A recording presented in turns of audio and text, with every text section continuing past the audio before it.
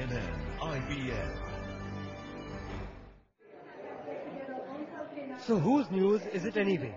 According to a survey conducted by Center for Study of Developing Societies, among the top newspapers and television news channels, it's the upper caste that does the key decision-making for the rest of the country. Take a look at this. Hindu upper caste men, who constitute just 8% of the total population of India, hold over 70% of the key posts across newsrooms in the country. The survey covered over 300 top editors working in 40 TV and print news networks.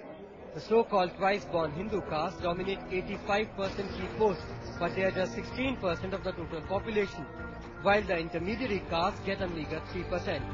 The Hindu OBC groups, who are 34% of the entire population, enjoy a share of just 4%. Muslims, who constitute about 13% of the population, also control just 4% posts. Christians and Sikhs have a slightly better representation. But the worst scenario emerges in the case of scheduled castes and scheduled tribes. Their representation in key decision-making across news spectrum is zero.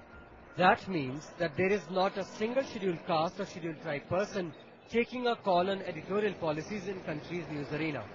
But don't we hear journalists breaking hard news stories irrespective of their profiles?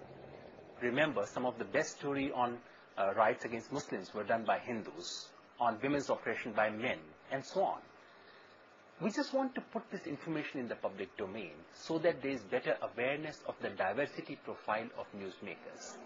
While this caste divide might be news for outsiders, the newsmen have always known the inside story.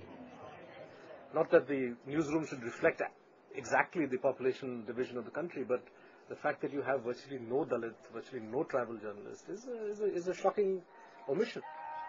Media has always raised a vociferous campaign on the caste cauldron, but now it's time to raise the debate within. In New Delhi, Asim Khan.